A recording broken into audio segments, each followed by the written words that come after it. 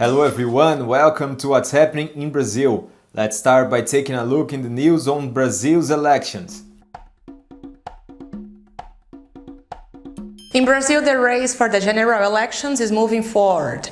Governors, representatives, senators, and the next president will be voted on October 2. The deadline for holding party conventions ended on August 5. In total, 12 candidates have been confirmed for the presidential race. According to the BTG survey published on Sunday, August 7, the best positioned are former President Lula da Silva and his Vice President Geraldo Alckmin with 41% of voting intentions.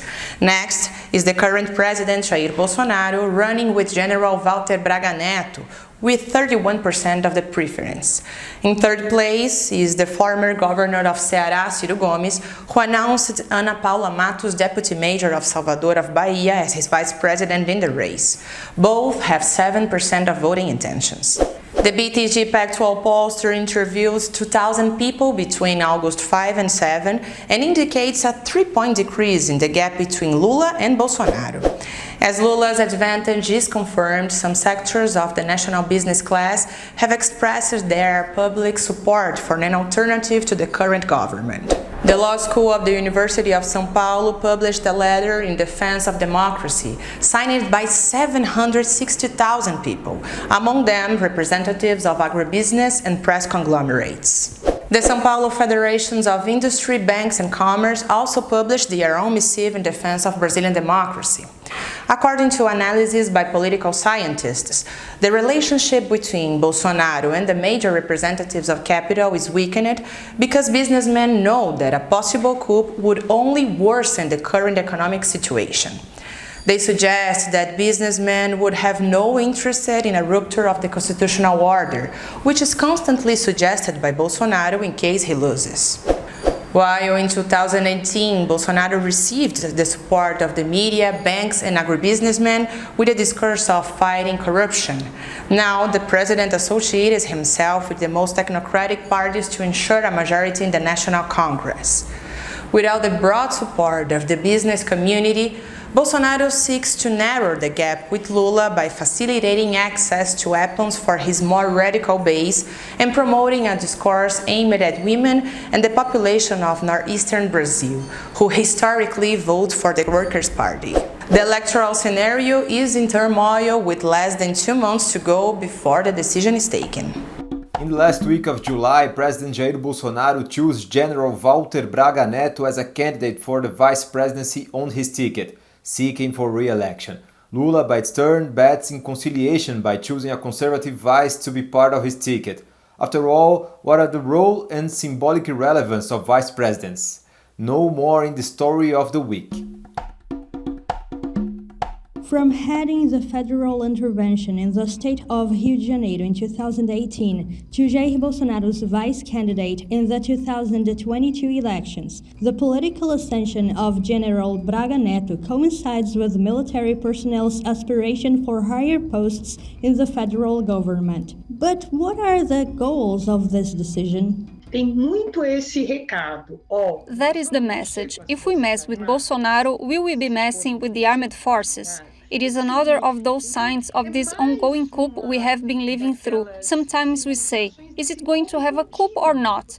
But we are already living a coup. Today's coups are not like they used to be in the 60s and 70s, with tanks on the streets. Currently, they evolve within institutions. Taking the opposite strategy of that taken by Bolsonaro, Lula's strategy has always been to seek alliances and present himself as a conciliatory politician. That is why, in mid-March, it was already announced the option for the former governor of São Paulo, Geraldo Alckmin, to compose his ticket. Alckmin has a more conservative profile and good dialogue with the business and agribusiness community. Since Michel Temer had a key role in plotting Dilma Rousseff's impeachment, the post of vice president acquired menacing nuances.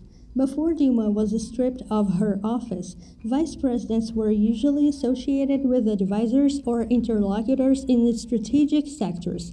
That was, for instance, the role of Marco Maciel in the Congress to former President Fernando Henrique Cardoso and José de Alencar to Lula in dealing with businessmen and businesswomen during his first term as president. A função do vice-presidente é muito importante. The role of a vice president is very significant. He can even stay behind the scenes and appear much less than the president, which is normal, but he influences the president. That's the good side of it. On the other hand, there are vice presidents who come into conflict with the presidents. Therefore, it is crucial for both of them to be committed to the electoral program and to follow it. Today in Brazil, most births are done in hospitals, but the work of traditional midwives remains strong in rural communities where the access is difficult. To preserve and value this knowledge, the Midwife Museum was created in Pernambuco state. Nossas parteiras não tem dia, não tem hora. Sempre ao romper da aurora, não tem hora pra chegar. Miss Prazeres sings. That is a common practice among traditional midwives and a way to value their profession. A midwife since 1958, Miss Prazeres shares many stories about her profession. She has already served throughout the metropolitan region of the city of Recife, first in homes, then in hospitals. And the numbers are astonishing. More than 5,000 children came into the world through her hands. Eu fazia a palpação, eu fazia o parto, atendia, levava... I touched their bellies, delivered, and helped them. I've already helped a woman with a hair dye glove. There was no other glove. And the woman was giving birth, and then I helped her. People knocked at my door late at night. People I never saw before. Do you know how much I earned from it? Nothing. In order to collect, document, and bring to light the stories of women like Miss Prazeres, the Midwife Museum was created exactly 10 years ago. We see that there was a decrease in the support offered by midwives. First, our health system grew and included more pregnant women.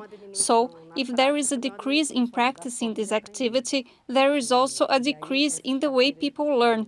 These midwives are dying without sharing what they know. There is also an overvaluation of biomedicine and a devaluation of traditional knowledge. So we understand this knowledge hierarchy as a threat as well. Among the activities run by the museum, the production of bibliographic, photographic, and audiovisual material stands out.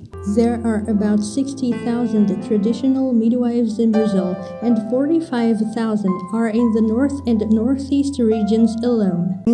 While there is human life on earth, there will be midwives. And we will keep on saying it, so we need to take care of it. Today's recipe is a classic Brazilian dish, angu, a kind of thick cream made with a type of cornmeal which is known in Brazil as fubá.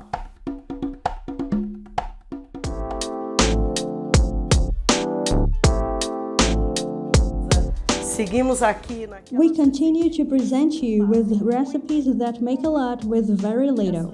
Today I will prepare angu Bahia style, but a vegetarian version I created. To prepare the angu, boil water with a pinch of salt. Now we will braise the vegetables. Braise onion, kale stems, cilantro and green onion in a drizzle of oil. Add bell pepper, banana pepper and hot pepper, cumin, turmeric and annatto powder. Braise them all well until the bell pepper is slightly brown, giving flavor to the recipe. Add garlic and chopped tomatoes and braise them until the tomatoes become mushy. Add the vegetables: pumpkin, sweet potato, and plantain. Cover it all with water and cook them in the pressure cooker for 3 minutes. To make the angu, add fubá little by little as if you were dredging the water with it. Angu must be mushy. It is eaten using a spoon, so be careful not to add too much fubá. But if you do so, pour more hot water. The angu is ready and the cooking pressure has been reached. Now I will let the angu cook so it doesn't taste as raw. Reduce the pressure inside the pressure cooker with the vegetables, then add leftover beans, scarlet eggplant, and whole okra. Boil them and cook for another minute. Finally, add the fast-cooking vegetables. Now I will add some kale leaves I cut using my bare hands. To finish, add cilantro, green onion, pepper, and the juice of half a lime.